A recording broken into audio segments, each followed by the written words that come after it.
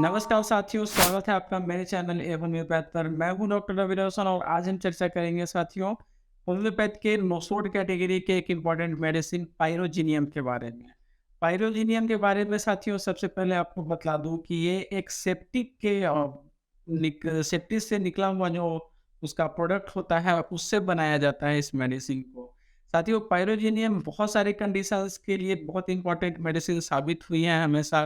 खास करके बहुत तरह के फ़ीवर में जो आपका सेप्टिकेमिया जो होता है, सेप्टिसीमिया या सेप्टिकेमिया जो भी आप कहते हैं, तो उस तरह के लक्षणों में ख़ास करके कहा जाता है कि ब्लड अगर दूषित हो, खून दूषित हो गया हो अगर, यानी कि ब्लड पॉइज़नस हो गया हो, सेप्टिस अगर हो गया हो, सेप्टिकेमिया हो गया हो, चाहे वो प्रसव के दौरान होने वाला सेप्टिकेमिया हो या फिर अन्य किसी वजह से सेप्सिस हो गई हो, उसकी वजह से ज्वर रहे, माने फ़ीवर रहे, तो उन सारे कंडीशंस के लिए अलग-अलग तरह के सिम्पटम्स में, अलग-अलग तरह के कंडीशंस में पायरोजीनियम का बहुत ही बेहतर रिज़ल्ट होता है साथियों।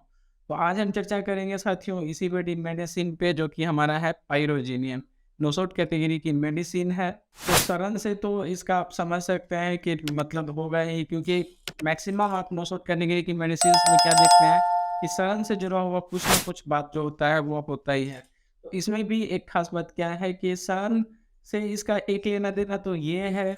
दुर्गंध तो होता ही है बॉडी के डिस्चार्जेस में, चाहे वो उल्टी हो, चाहे वो स्टूल हो, दुर्गंध तो देखने को मिलेगा ही आपको, कोमोडल होता है। उसके साथ-साथ किसी तरह का विशेष दुर्गंध बहुत ज़्यादा सूँघ लेने की वजह से या फिर और किसी ऐसे एरिया में कुछ समय बिताने की वजह से अगर बीमार हो गए हो, ख़ास करके अगर फ़ीवर हो गया हो, जहाँ पर बहुत ज़्यादा सड़ा हुआ सा दुर्गंध आपको अगर रहा हो, जैसे कि कभी-कभार होता है मॉर्चरी वगैरह में अगर आप ज़्यादा समय कुछ कारण से बिताते हैं और उसकी वजह से किसी तरह का फ़ीवर हो गया हो या फिर आप कहें कि कहीं जंगल या किसी भी ऊटपटांग तरह के एरिया में गए हों, जहाँ पर आपको कुछ समय के लिए मजबूर हो सुनने के लिए कि अगल-बगल में कुछ काम करना है और पास में किसी तरह का कुछ बदबूदार जैसे जानवर मर गया हो या इस तरह का कुछ बहुत ज़्यादा मतलब इंटेंस बदबू जो होता है, उस तरह के एरिया में रहने की वजह से अगर आपको फ़ीवर हो रहा हो, चाहे वो डिप्थीरिया हो, चाहे वो टाइफाइड हो, उससे कोई फ़र्क नहीं पड़ता है, लेकिन आपको पायरोजीनियम जो है वो बहुत सहायता करती है इन तरह के कंडीशंस के लिए। ख़ास करके जब बाकी मेडिकेशंस जो हैं वो काम नहीं आ रही हैं, आप प्रॉपर मेडिसिन सिम्प्टोमेटिक मेडिसिन ले भी रहे हैं, फिर भी जो है वो आपको उतना बेहतर रिज़ल्ट नहीं दे पा रहा है, तब आपको बिल्कुल पायरोजीनियम के बारे में सोचना चाहिए साथियों। उसके बाद पायरोजीनियम में एक इम्पॉर्टेंट सिम्पटम आपको क्या देखने को मिलता है कि आर्निका की तरह का एक सिम्पटम है। आर्निका में जो कि आपको देखने को मिलता है कि बिस्तर बहुत हार्ड फ़ील होता है, बहुत कड़ा-सा फ़ील होता है, चाहे बिस्तर ही रियलिटी में वो मुलायम ही क्यों ना हो। लेकिन पेशेंट को बिस्तर बहुत हार्ड लगता है। जिधर भी पेशेंट सोता है, जो भी करवट लेकर के सोता है, उधर लगता है जैसे कि चोट लगने जैसा या फोड़ा जैसा दर्द होने लगता है उधर। पेशेंट आसानी से लेट जाता है, लेकिन दर्द, बेचैनी, इतना ज़्यादा रेस्टलेसनेस रहता है कि दर्द की वजह से उठ कर के टहलने लगता है। टहलने से, मूवमेंट से थोड़ा उसे दर्द में जो है राहत महसूस होती है। बिछावन का कड़ापन जो है वो उसे ठीक से सोने नहीं देता, बिछावन कड़ा फ़ील होता है। जिस भी करवट ले वो उधर लगता है जैसे कि कुचला हुआ सा या चोट लगने सा या फिर फोड़ा वगैरह हो गया हो, उस तरह का दर्द वो उसे देखने को मिलता है। तो ये एक स्पेसिफिक सिम्पटम है। अर्निका के बाद अगर ये सिम्पटम आपको देखने को मिलता है तो वो पाइरोजीनियम में देखने को मिलता है साथियों। उसके बाद बात करें साथियों अगर मुँह के बारे में, तो पाइरोजीनियम के मुँह का एक सिम्पटम है कि जीभ, अगर उसका टंग जो आप देखते हैं तो टंग उसका मोटा-सा, थुलथुला-सा और कोमल सा, एकदम सॉफ्ट सा रहता है, एकदम आगे से लाल आपको देखने को मिलता है, बिल्कुल लाल लाल और चिकना साफ एकदम जीभ होता है। इतना चिकना लगेगा जैसे कि कुछ पॉलिश करने के बाद जो कुछ वोट वगैरह देखने में पड़ता है, उसका जो अपीयरेंस हो जाता है, उस तरह का टंग का अपीयरेंस होता है पैरोजीनियम के पेशेंट का। बिल्कुल साफ-सुथरा, बिल्कुल चिकना, एकदम लाल, लेकिन सूखा हुआ, बिल्कुल जीभ जो होता है सूखा हुआ सा देखने को फ़ील होता है। फटा-फटा सा थोड़ा आपको टंग जो है पायरोजीनियम के केस में देखने को मिल सकता है। फटा हुआ होता है जिसकी वजह से कि बोलने में तक में तकलीफ होती है, बात करने में तकलीफ होती है जीभ के फटे होने की वजह से। मुँह के अगर टेस्ट की बात करें तो मीठा टेस्ट रहता है। गंध की बात करें तो सड़ा हुआ सा गंध रहता है। गंध इस तरह का रहता है जैसे कि कुछ पीप वगैरह, पस वगैरह जो डिस्चार्ज होता है उसमें जिस तरह का गंध आपको देखने को मिलता है, वैसा आपको पायरोजीनियम के केस में मुँह का फूल ओडर देखने को मिलता है और मुँह के फूल ओडर में पायरोजीनियम में बहुत अच्छी मेडिसिन है, चाहे वो पाइनिया वगैरह का कंडीशन हो या और किसी तरह का मतलब ब्लड पॉइजनस होने की वजह से, रक्त दूषित होने की वजह से अगर किसी तरह का समस्या हो, जैसे सेप्टिक हो गया, जैसे आपका पायरिया हो गया, जैसे और भी तरह के फीवर्स हैं बहुत सारे, तो उन सारे कंडीशंस में जो है आपका पाइरोजीनियम बहुत बेहतरीन रेमेडी साबित होता है और इसका रिजल्ट बहुत अच्छा है। उसके बाद साथियों आते हैं डाइजेस्टिव सिस्टम पे, तो एक तो वोमिटिंग के लिए बहुत अच्छी मेडिसिन है, और वो वोमिटिंग में खास करके जब कंटिन्यूअस वोमिटिंग हो, और वोमिटिंग में भी आपको वोमिट जो होता है उसका होता है बहुत ज़्यादा दुर्गंधित होता है, उसका वोमिट बहुत ज़्यादा स्मेल करता है। पेशेंट खुद से आकर के आपको बतलाता है कि डॉक्टर साहब वोमिट होने के बाद बहुत ज़्यादा स्मेल करता है वोमिट। वोमिट का कलर अगर आप पूछें तो आपको धुंधला सा और एक तरह का कॉफ़ी का दाना-दाना जैसा देखने को मिलता है वोमिटिंग में। गंदला सा, बिल्कुल गंदा टाइप का, ब्राउनिश टाइप का, कॉफ़ी के कलर का ये देखने को मिलती है। गोबर की तरह का, आपको पतला गोबर की तरह का वोमिटिंग देखने को मिलता है पाइरोजीनियम के केस में। और साथ में कॉन्स्टिपेशन हो तो क्या ही बात है, फिर तो एक खुराक पाइरोजीनियम का आपको बहुत बेहतरीन रिज़ल्ट दे सकता है। डायरिया की अगर बात करें साथियों, तो डायरिया में स्टूल जो होता है, एक तो बहुत ज़्यादा फ़ॉल और स्मेल जो आपको देखने को मिलता है वो प्रेज़ेंट होता है। उसके साथ ही स्टूल का कलर जो होता है वो भूरा जैसा या काला जैसा कलर देखने को मिलता है। स्टूल जो पास होता है ना, वो एक तरह से पाइरोजीनियम में एक ख़ास सिम्पटम क्या है कि एक तरह का सुन्नपन सा है, मैंने फ़ील नहीं होता है, रेक्टम हो गया या फिर आपका टोटल जो एक्सक्रीटर का जो सिस्टम है, आपके स्टूल के बाहर निकलने का, उसका जो पूरा सिस्टम जो होता है वो आपके कंट्रोल में नहीं रह जाता। जैसे कि स्टूल अपने आप निकल जाया करता है, गैस निकालने की कोशिश करते हैं, गैस छोड़ने की कोशिश करते हैं और स्टूल निकल जाया करता है, या फिर अनजाने में ही स्टूल निकल जाया करता है। तो ये बहुत इम्पोर्टेंट सिम्पटम हो जाता है पाइरोजीनियम के लिए। उसी तरह से कॉन्स्टिपेशन के केस के लिए भी अच्छी मेडिसिन साबित होती है पाइरोजीनियम। खास करके मेडिसिन पाइरोजीनियम आप तब यूज़ करते हैं कॉन्स्टिपेशन में, जब एक तो फिर स्टूल हार्ड हो जाता है और बिल्कुल गोल-गोल सा एक ढेले जैसा आपको निकलता है, वो गोल-गोल करके सीढ़ी जैसा जो एक होता है, अलग-अलग करके टुकड़ों-टुकड़ों में स्टूल पास होता है। वो भी बहुत मुश्किल से होता है। और एक क्या बात क्या है कि कॉन्स्टिपेशन के समय में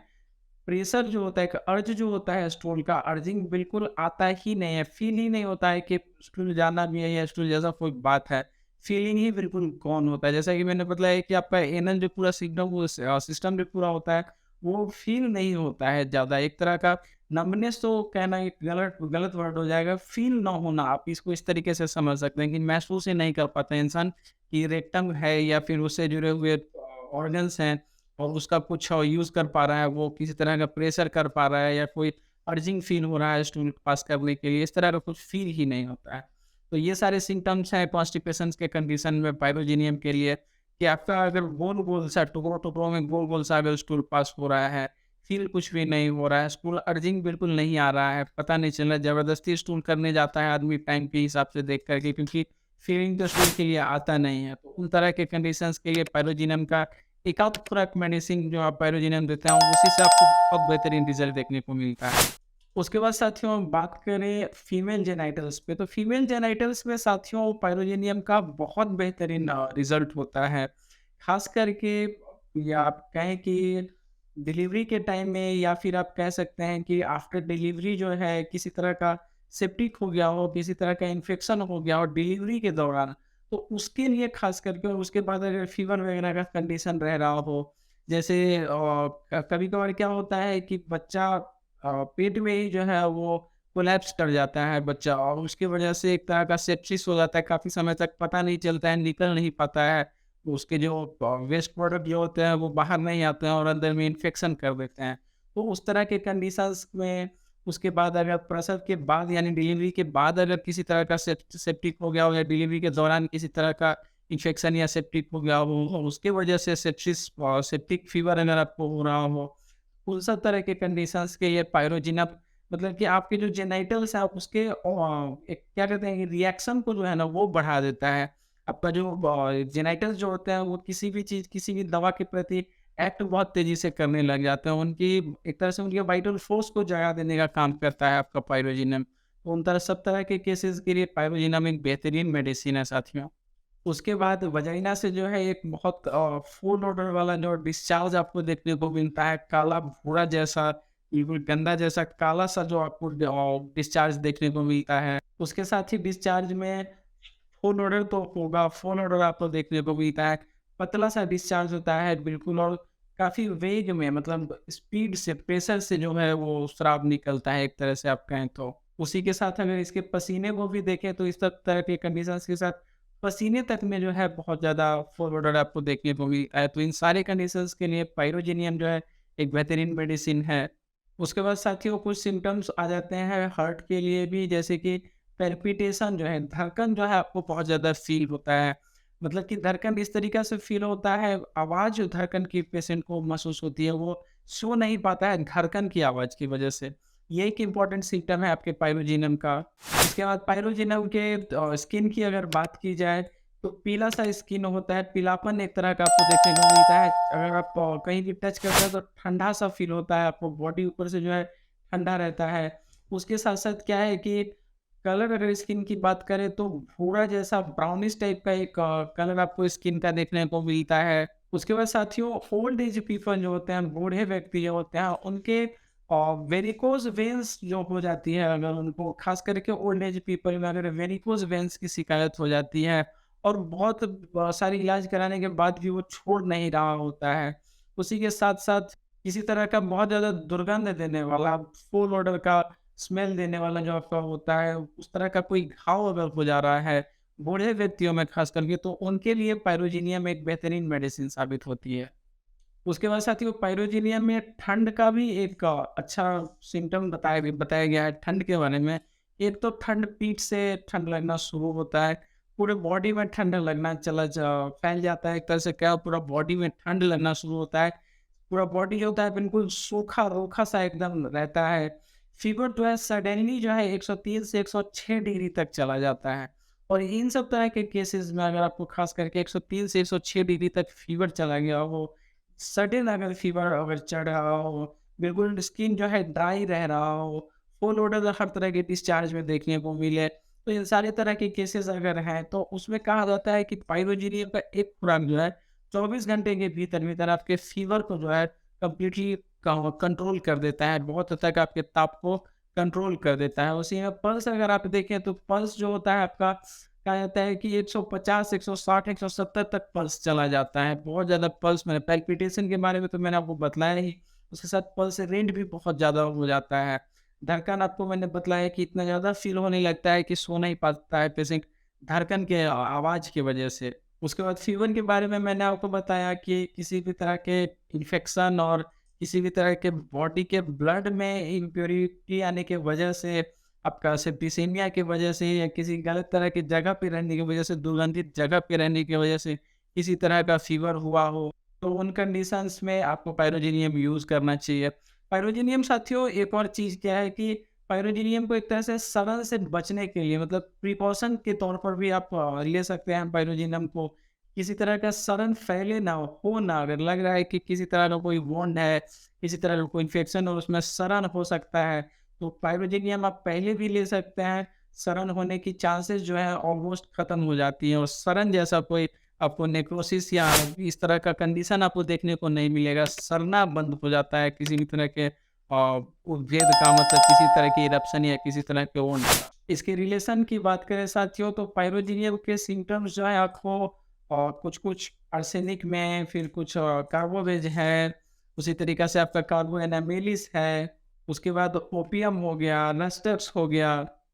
वेरेट्रम एल्बम हो गया, फिर सोरिनम हो गया। तो ये सारे जो मेडिसिन्स हैं, उनमें आप मतलब कि अगर आपको सिम्पटम लगता है कि पाइरोजेनियम है, तो इन सारे मेडिसिन्स को सोरिनम से लेके आर्सेनिक तक जो भी मैंने बतलाया, इन सब के आपको डिटेल्स निकालने चाहिए और पेशेंट को पाइरोजेनियम देने से पहले इन सब के साथ ही पेशेंट का जो केस हिस्ट्री है उसको कंपेयर करना चाहिए। हो सकता है कि केस में सिम्पटम्स जो हैं किसी और मेडिसिन से ज़्यादा बेहतर मेल खाएँ और अगर पाइरोजेनियम पे ही आप टिके रहते हैं, अगर पाइरोजेनियम ही आपको ज़्यादा बेहतर सूट कर रहा हो, ऐसा लगता है, बिल्कुल पाइरोजेनियम का उपयोग करें। बेहतरीन रिज़ल्ट आपको पाइरोजेनियम देती है साथियों।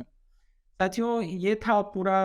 पाइरोजेनियम के बारे में। अगर पोटेंसी की एक चर्चा मैं कर लूँ, तो पोटेंसी जो है कहा जाता है कि एक तो नोसोड है, तो नोसोड में सबसे पहले तो आपको ये जानना होगा कि 200 के ऊपर ही ज़्यादातर यूज़ किया जाता है, मतलब 30 भी यूज़ किया जा सकता है, कोई दिक्कत नहीं है। 30 के ऊपर अगर सही से गाएँ तो 30 से ऊपर की पोटेंसी यूज़ करना बेहतर होता है। पाइरोजेनियम 200 का अच्छा रिज़ल्ट बतलाया गया है बहुत डॉक्टरों द्वारा और बहुत सारे चिकित्सकों ने इसे 200 की पोटेंसी को यूज़ करके अच्छा रिज़ल्ट पाया है। तो आपको भी अगर लगता है कि इस तरह के सिम्पटम्स हैं तो आप भी यूज़ कर सकते हैं